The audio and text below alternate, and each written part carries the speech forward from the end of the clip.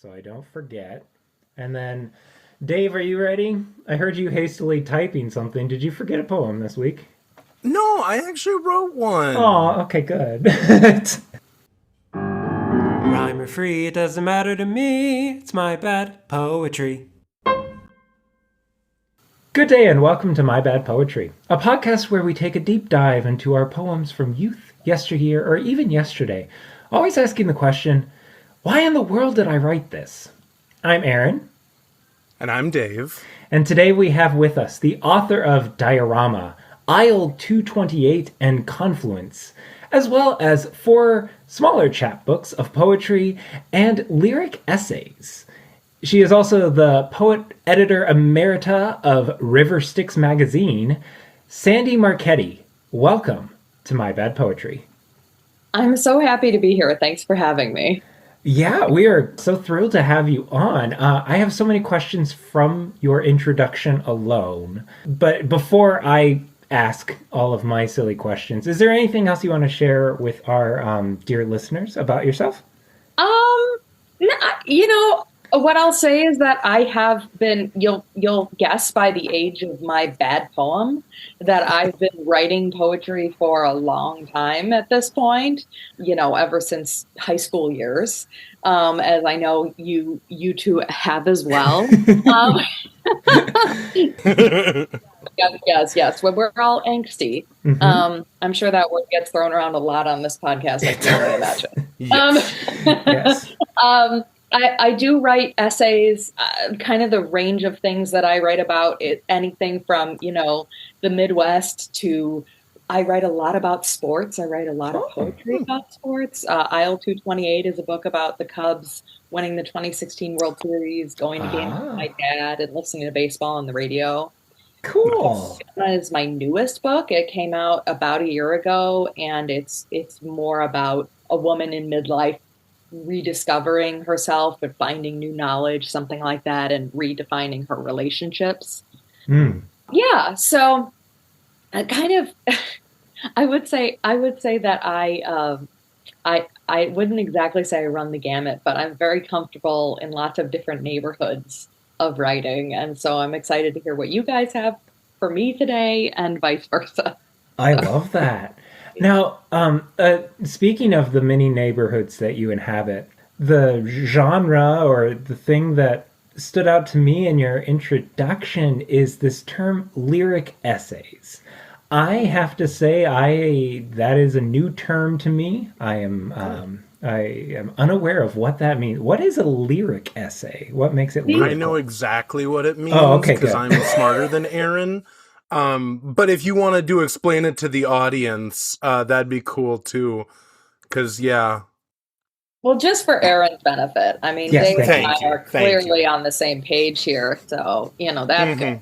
No, I leave it to poets to make up like names for things and think that they sound very cool and absurd.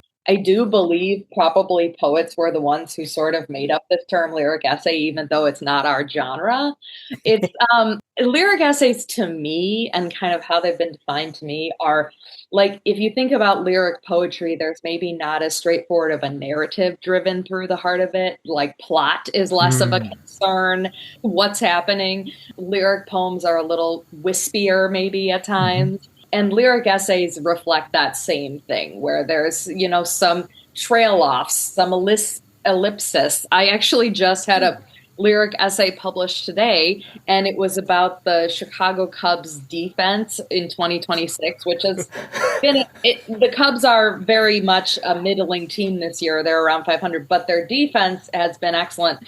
And so I wrote this essay about the defense resembling a net that catches everything. And so it's very like abstract, and we're talking about art, and we're talking about baseball, and it's not sports writing, but it's still an essay, So that's a lyric essay to me. That's a long-winded answer. I love that. That sounds really fun. That's very cool, yeah. It's like when you have poems that are heavy in plot, they go into the realm of a prose poem. Essays that are do the opposite go into the realm of a lyric essay? See, the poets are really bad with making things happen. Like, we're bad with characters. I'm serious. We're bad with, like, let's describe what we're actually seeing in front of us. Let's make up a character. Let's make up a world. We're really good at metaphors. We're really good, and I'm generalizing heavily, but really good with metaphors. We're really good with seeing things that are maybe there or not quite there, or shadows. And the lyric essay allows you to do a lot of that. It's just, it's a little more smoke and mirrors. It's a little more, you've never thought about it from this angle because it's just weird. So I'm probably going to get some negative feedback on my definition from other people, but that's the way I look at it. I love it. Nice. Okay. So we have your newest book, Diorama, and you have I'll 228 you talked about as an experience with the Cubs. Anything you want to share about Confluence? Sure. So Confluence was my first full-length collection, and it was published, I want to say, over a decade ago now. But it sort of is the precursor. I'm starting to sound like some sort of Star Wars producer. It's like Diorama in some ways, right? Like Diorama furthers a lot of now I'm going to go and say narratives, but furthers some of the scene setting and the, ideas and the explorations from Confluence. Okay. So, so there's a lot about the Midwest. There's love poems in there. There's a lot about poetic influences, seasonality. It's a little less straightforward than saying this is a book about the Cubs winning the World Series, but that's the vein that these other two books are in. It is a little more environmental, wildness, love, confusion.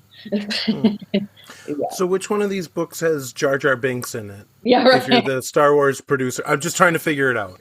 I guess the correct answer is none of them. Right? Oh, good. Good answer. That's a good answer. On a few different levels, right? Yeah.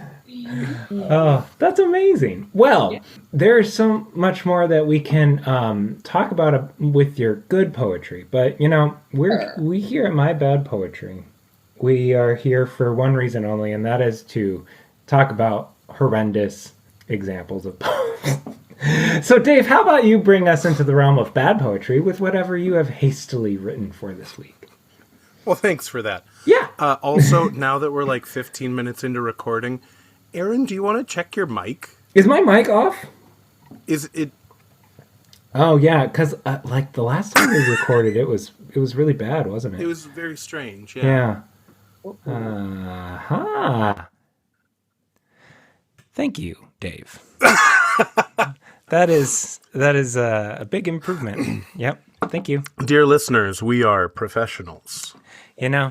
You could have caught that 15 minutes earlier, but I could have. that's okay. So, Dave, bring us into the realm of bad poetry now. This is a poem I am calling Joy and Suffering. Oh, Lord.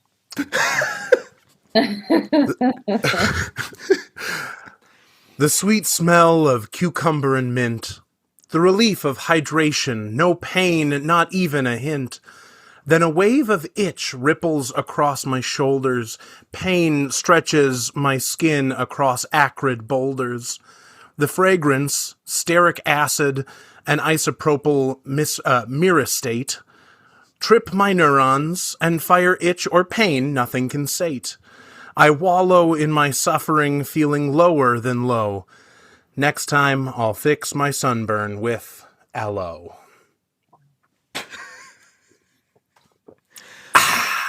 Wow. I don't know if you guys have ever experienced a lovely sunburn and you put on the wrong kind of lotion with fragrance and alcohol in it, and it... That hurt my ears, Dave. That's what I was going for. On that. Yeah. Yeah. Wait, to be clear, was the scream what hurt your ears, or was it the poem? Oh, I'm glad you clarified both. Yep. Both and. Good. Both and. Good. Yes. Good. The lovely inclusion of acid types. Yeah. That was a choice. Isopropyl. What did you say? Isopropyl myricate. I can't even say it. I keep screwing it up. Did you have to look that up for this, or did you just know it? I will plead the fifth. Okay.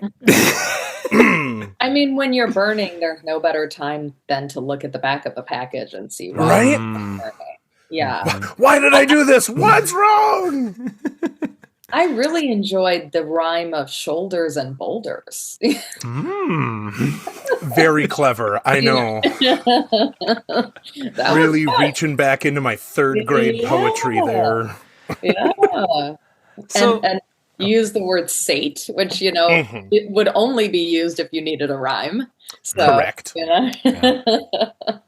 Correct. Yes. For me, that's sate and slake are very often used in my poetry because I am a terrible, terrible poet. I think slake is a good word, actually. So maybe we should great bring word. that back. Yeah, but it's not a word you're saying all the time, No, right? no. So Dave, my question to you about this situation that brought about this lovely poem: did you put lotion on thinking it would help your sunburn, and then it burned you further, or Correct. was it that you forgot you had a sunburn and put lotion on? No, I am dumb, but I am not that dumb. Oh, okay. Well, so you reached for some lotion. You're like, this is as good as aloe, and then Yeah, we came back from vacation and the aloe was somewhere in a bag, somewhere in our house, somewhere. Mhm. So, it's lotion. Lotion's lotion. It's it fine. was not. It was not. Yeah. Great times. Yeah. Yeah. You chemical peeled yourself. Right? Quite a choice to make. Yeah, when you were first describing like cucumber and mint, I was like, well, I mean, or were you doing like one of those like the cucumber over face the mask. eyes? Yeah. Yeah. Yeah. Yeah. No, Which I only both do would that be on funny. Tuesdays. Both would be funny. Yeah. Yeah. I'm glad you're back from vacation. Sorry you got burnt. Eh. Yeah. If only there was a different chemical that could help me with that. Yeah. Were you trying to do like a segue into this poem? Because I'm not following that. No. Oh, okay. No, that was me saying I'm dumb for not putting on enough sunscreen. Oh, perfect. Okay, well, moving on then. Sandy, I don't know if you've ever had mishaps with sunscreen and or aloe, but yeah. we may find commonalities yet. I really hope not. No, this is the segue, Dave. I'm picking up what you're putting down. Thank you. So why don't you bring us into what you have brought us for today? Right. Well, I was just going to say quickly that I am that dumb to forget I have a sunburn and put on the lotion. I've actually done that. So, I get it. I'm not going to defend this poem because there's no defense of it. But what I am going to say is I cannot believe I'm reading this for an audience in 2026, and I'm really regretting my choices right now. And I'm sure I'm not the only one. You're welcome. It felt safe the other day when I put the book back, but we're realizing it's not safe. Okay, here we go. Seeing, finally, the commonalities between the Chinese Cultural Revolution and my period, or pie, by Sandra Marchetti. The entrails of raspberry pie, that squeezed uterine blood, now advancing on bone china, slash the plate dead. Seeds in my teeth, I in ravenous want, pierce the slouched triangle, ripping further buttermilk flesh, the remnants of which hide, futilely disguised in plasmatic maroon. Evidence of the gash on my civil fork, a reign of terror subsides. Ugh.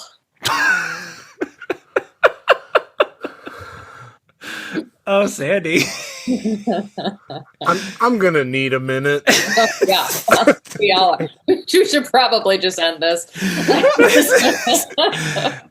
Oh, honestly, I'm glad you only brought us the one, because this is gonna take a while. What are you doing here? Okay, so now I'm gonna try to explain it. Is that the? That is, Oh, yeah. if you can. I'm gonna give it a shot. Okay, well, the first thing I'm gonna say, and you referenced this at the beginning, is there's even more insult to injury here because this poem was actually published. Yeah. And I don't know how that happened. It was my first published piece ever. In a literary magazine for undergraduate writers. And so I think I worked on this magazine later in my college career. It was at my college, but it was a national magazine. And most of the editors and the readers, we were all undergraduates. So we all were, nobody was really really up on what good would be, Sure. first of all, I would say. Yeah. So I only have this photo of it because that is where it lives, is in some paper journal somewhere. Otherwise, you tried to burn it from memory. Yeah, well, sure. I don't think it's in my Word documents going back this far, and I do have some old ones. Oh, man. But So what I hear you saying is you're blaming the editors for not knowing. at this point, actually, it's more of the, and this is funny because I'm still friends with her, but the faculty advisor, like, how did they let this go in? Like, they should have known better. I'm sure they were like, we need to let the students make their own choices. I don't know. Yeah. Well, it feels like it can be like a scale for your progress. Yes. Like, here's my first published work, and everything I've gotten published since then has been light years beyond. It's got to be better than this. Yeah, that's for sure. That's for sure. And it's funny because, like, I look at poems I published 10 years ago or like 12 years ago, and I'm not like embarrassed by them. But going back this far, I am. So I was a dual major in college. I was getting an English major in writing. Can we guess the other major? Yeah, it's going to be pretty obvious to you from this poem. Is it Chinese history? It was history, emphasis on Soviet studies. So Soviet study. Got it. Yeah. Okay.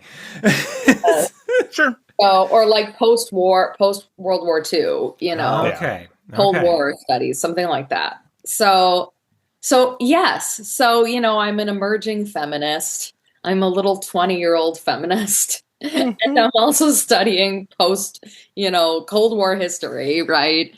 And so I'm thinking, and this is something I still do, is that, and sometimes like my few trusted readers will have to corral me and say, like, we don't need to make this really wild comparison in this poem.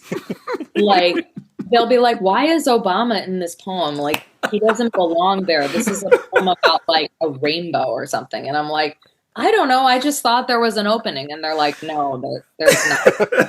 But this is a good example of me trying to really shoehorn in that the pie that I was eating at Baker Square, where I like to write. I remember I like to write at Baker Square. I'd eat pie and write. And, there was this idea that this was like Tiananmen Square or something.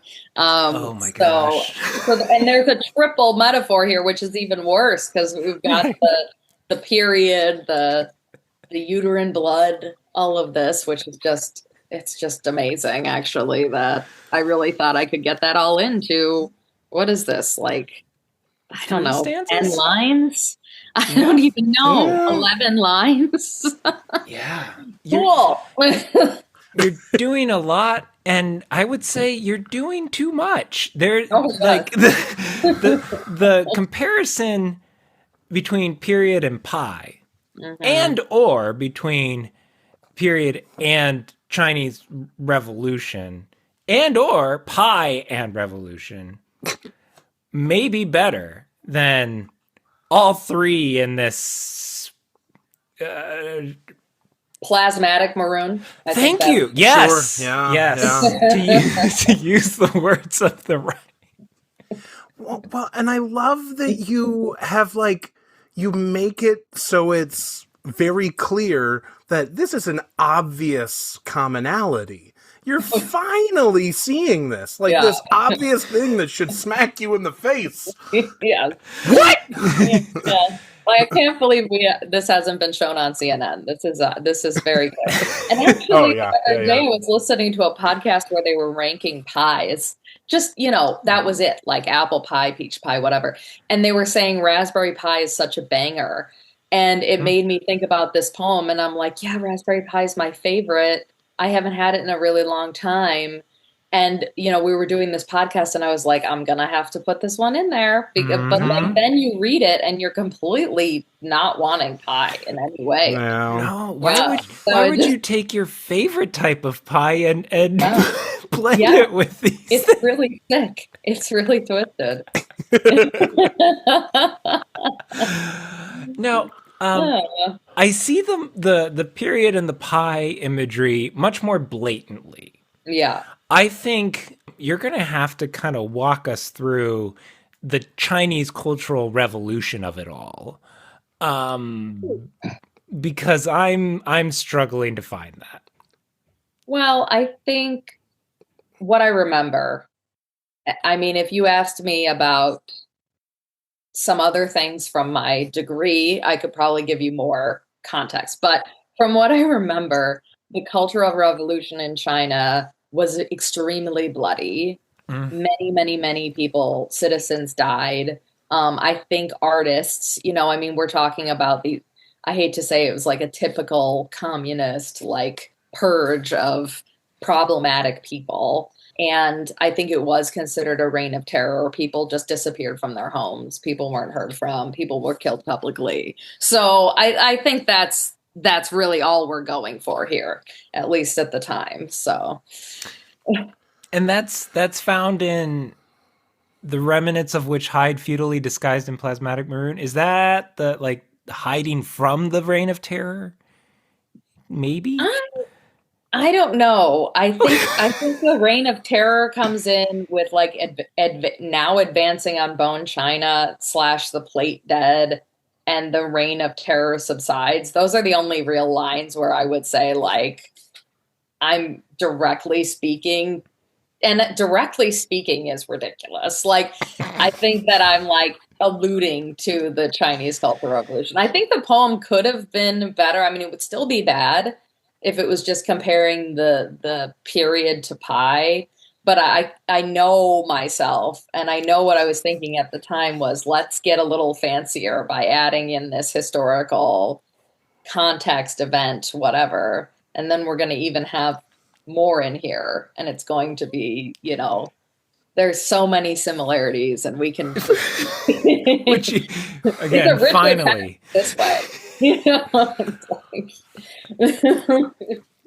I'm trying not to make the comparison, but you brought up Tiananmen Square, and that famous image of the man standing in front of a tank, and that's all I get because I hear the seeds sticking in my teeth, and ugh. But that doesn't surprise me that I would go there, because I'm sure at 20 years old, I really thought that I could handle that image in some way, which, I was just basically, absolutely running over him again with this. Not to bring the mood down. Right. Well, we're talking about periods, so let's talk about murder and death and industrialized power and right. I just love that this. Something there, but it's really not expressed well, and I would not try to redo this, you know. Yeah. I feel like the title is doing a lot of heavy lifting as far as the Chinese Cultural Revolution Oh God, yeah. part.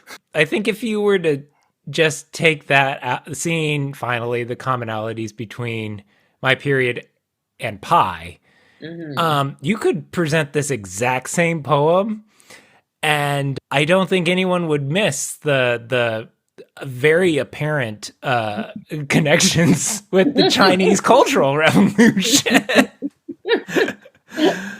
Yeah. I had this, there was a guest speaker, I believe, actually, when I was in college, like who was a poet, a professional poet. I couldn't even tell you who it was. And they came to my creative writing class, or they came to read at the college or whatever. And they said, you know, if you're struggling with putting a title on a poem, use a really long title. And my poems have historically, even back to this point, been very short poems. So I think at that time I was like, yes, let's write this long title, which will help me to elucidate my real ideas about this, because which is a crutch. Like, I don't think this is a good idea, or at least for me. And I think he meant it more as a revision tactic, like do it and then, you know, maybe don't stick with that really long title. But I wrote the very long title, and I was hoping that would clarify my images, I think. And yeah, the title is not something I'm proud of either. So, yeah. I like the title more than I like the poem. Fair. I just think it's fun. I mean, especially as Dave already pointed out, the finally that you add in brackets, it's like, that makes it almost feels like it has not a comedic, but it has something like, it's playful in the comparison, or it's not taking itself too seriously. Which again, with these 2 out of these 3 subjects, they can be very serious subjects. Actually, you could argue all 3 of them could be very serious. Have you been to a state fair? Yeah, absolutely.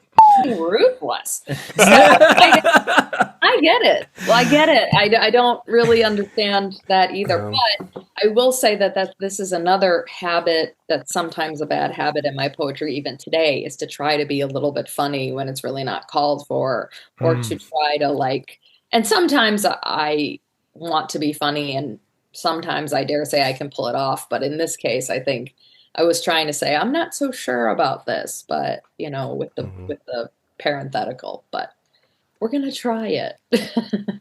I was so proud of this at the time, man. And it was published. Yeah. I mean, it is really subversive. I'll give you that. My God. But it's I don't know. No, it's okay. I mean, it's okay, because I think what it shows is it shows some of my roots, and it also shows that I was very ambitious in to make these moves. I'm good. Like, let's rip it to shreds, literally. I don't care anymore. But at the time, I remember being like, oh yeah, this is it, you know, so. It takes big swings. Right. And yeah, you struck out. But it also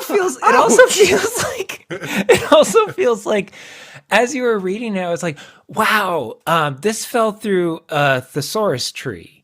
I mean, some of it's very dense with kind of those poetic words like we talked about earlier with slate and sate. I was lost in the words for a bit there. For sure. You see somebody who's actively trying to learn how to play with language, but it's failing on many turns. Like, one thing I find just so bad is how many modifiers there are. Every noun is modified. I like the ambition towards using interesting verbs, but that also is just like, too many of them, like there's not any like, is, are, whatever. Like they're always saying ripping and piercing and slashing, and it's overwhelming. Oh, and to begin with the image, the entrails Oh of yeah. Raspberry Pi, a lovely beginning to the rest of the poem. I mean, I like to, as you say, you want to pierce the slouched triangle later. So like, I like eating my pies, but again, interesting comparisons throughout. Oh yeah. Oh yes. I think I haven't had a slice of raspberry pie in a while, which, but I Maybe it's because remember. of this. But I'm not completely off of it. I think some people don't like raspberries in general, like anything raspberry, because of the seeds. Yeah. It's never been a problem for me. Like raspberries are my favorite fruit. So, Mm. but like if you look at a raspberry pie, like there's no containing it. Like you're never going to get a slice of raspberry pie that's like perfect, and like the filling isn't dumping out. Like it's all this like gooey filling, and the membrane around the seeds is like you can see it's so bright red, like, or that reddish pink. Like there's no hiding that. It's gonna stain your clothes. It's gonna stain your fingers. And obviously at the time I just felt as though it was very visceral. So, Already your comparisons make more sense yes. than what this poem is doing. Oh, wow. What makes it a civil fork? I think this is completely unnecessary, but I can only think at the time I was thinking like silverware is a sign of civility. But instead, I'm saying this fork is civil, which is not correct. You know what I mean? It's not worded properly to get that point across. It's saying this fork is civil and this one's unruly. No, no. It's that forks are a sign of, like, if you're using a fork, it might be a sign of civility.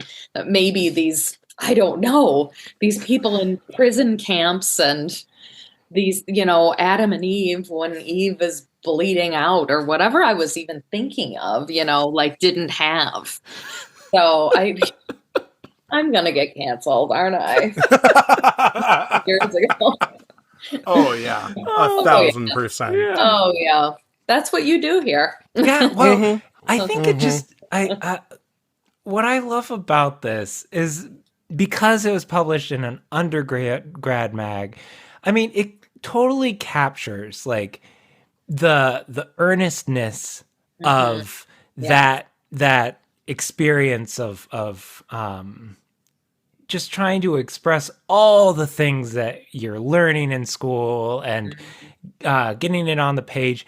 And it resonated enough with you that you submitted it, and it resonated enough with your editors that they published it. It truly captures like kind of just this naivety that we all carry into these first steps of poetry, of a lot of things. So I think that like this, it's like someone else's concert they went to that like turns out to be a band they're very embarrassed of later on in life. It's someone else's, class they took with their friends where they pranked a teacher. That's this poem for me. It's definitely feels like a nostalgia canister. And it's just it's fun at this point. But this is from a time that, like, if you're 20 years old, you're thinking like, I am learning all these new things.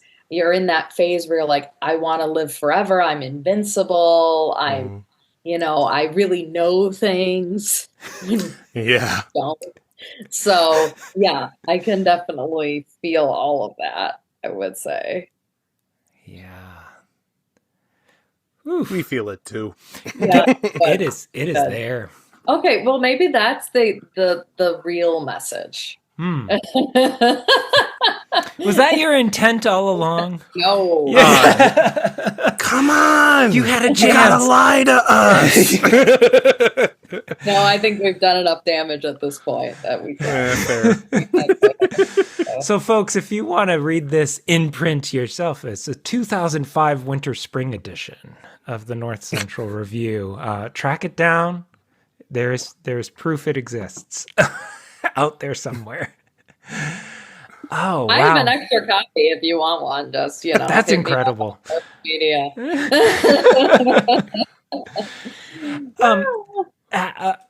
Before we get to your good poem, because you've given us this one, I'm curious, allowing us to look back at your first published poem, and I'm wondering if there is anything from this that you still see in your writing today, or that you're like, oh, that is a style choice that has clearly stuck around or has influenced me in other writings throughout.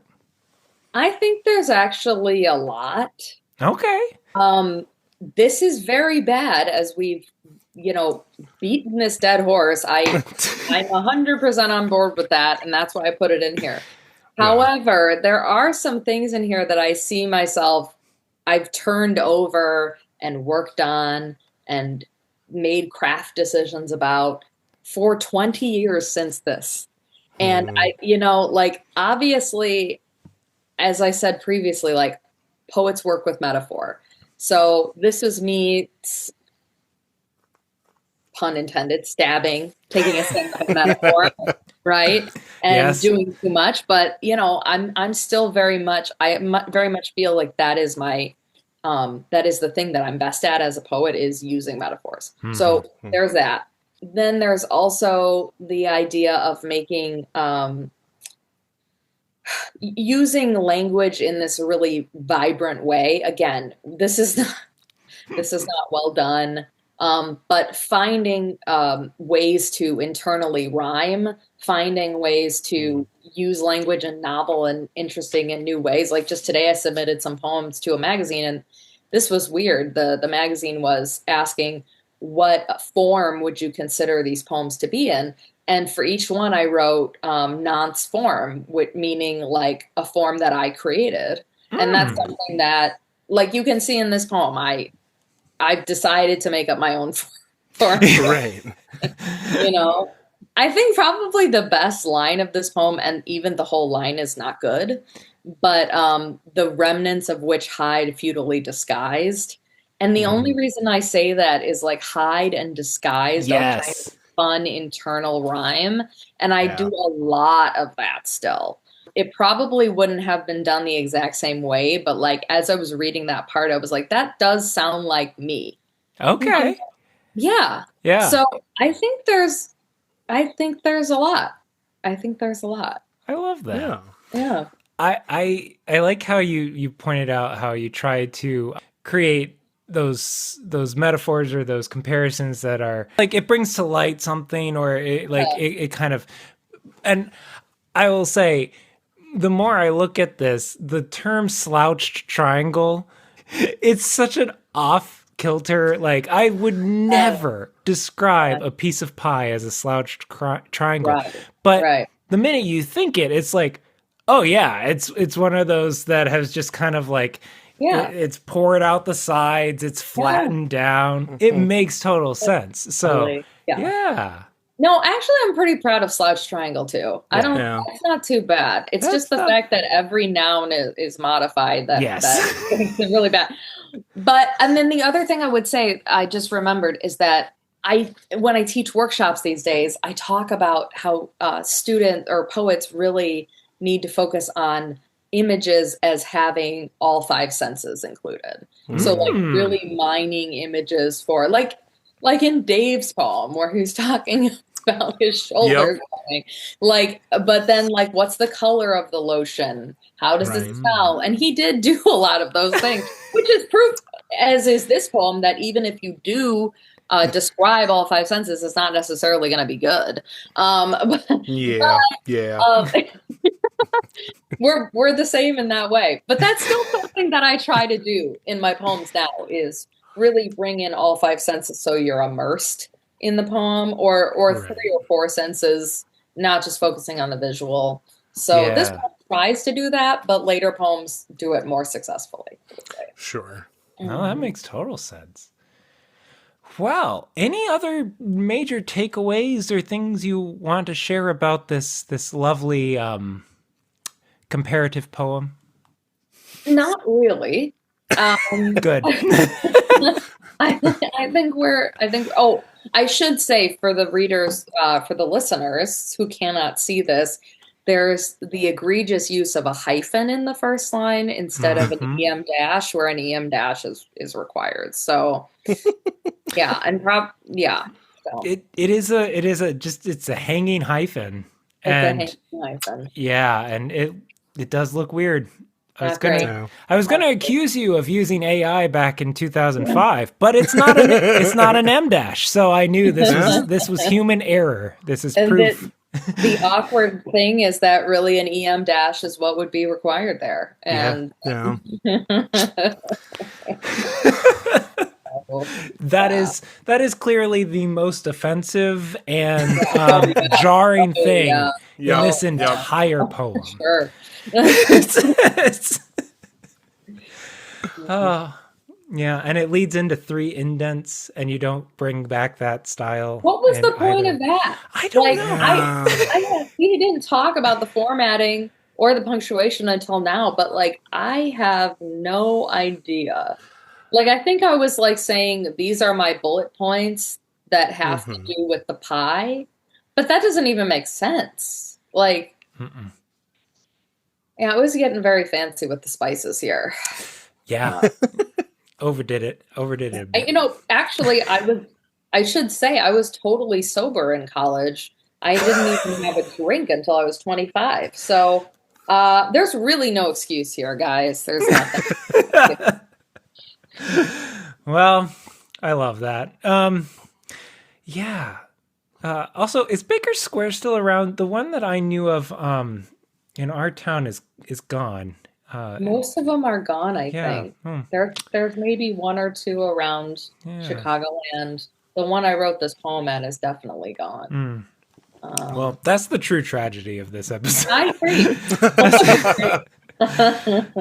I'll hit up Perkins. That's basically the same thing. Yeah, that's true. I mean, Yeah. can you imagine though? I mean, just to make it about me for a second, not that we haven't done that for the last 20 minutes, but can you imagine this being your first published poem and being like, yeah, I'm going to stick with that. I'm going to stick with that. I'm going to publish books. Like, seriously? What? It's bold, and I'm so glad that you did. I mean, it just kind of shows. And like my daughter, she's at that age where like if she tries something new and is not good at it, she just doesn't want to do it. I'm like, oh, but it takes practice. I mean, like if you love it, you'll get better at it. Yes. And this is proof enough that So, Sandy. Yeah. How about you read for us as we wrap up this episode a poem that you are indeed very proud of? Sure. Yeah. Aaron, I just want to say I'm at that age now where if I try something and I'm bad at it, I'm done with it immediately. Yeah, it doesn't really change, does it? No, I mean I'm much more tired now. So if I try it once and don't like it, it's we're done here. So So I brought in one poem that kind of mirrors some what I would say similar sentiments of the poem that we just discussed ad nauseum. This poem Crotch is like I'm not going to over explain it, but I'm just going to say it's sort of the 40-year-old version of me sort of tackling some of the similar topics. Okay. And so I thought it would be apropos here. So nice. Crotch. Do you remember the fig tree? All girls of a certain age read that chapter and cried. I look at you and can't see what the world does. We're coming to the end of the beginning, but you're smooth as a child with eyes wider than one. My mother wants a legacy. What she doesn't know is that it already exists. I wind my hand around the crook and bark falls like powder. The older I get, the more I know we're all faking it. It's not about a choice. I squeeze one between my fingers and the nuclear seeds glisten.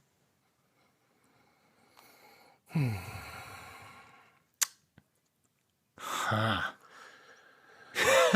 So, like this is a prime example of we go back to the first published poem and go, oh, something was happening there. And then we see where it has come to. Like, beautiful. And what I love about this one is that it's not like that overwhelming, I have fallen down a thesaurus, an over prescriptive poem.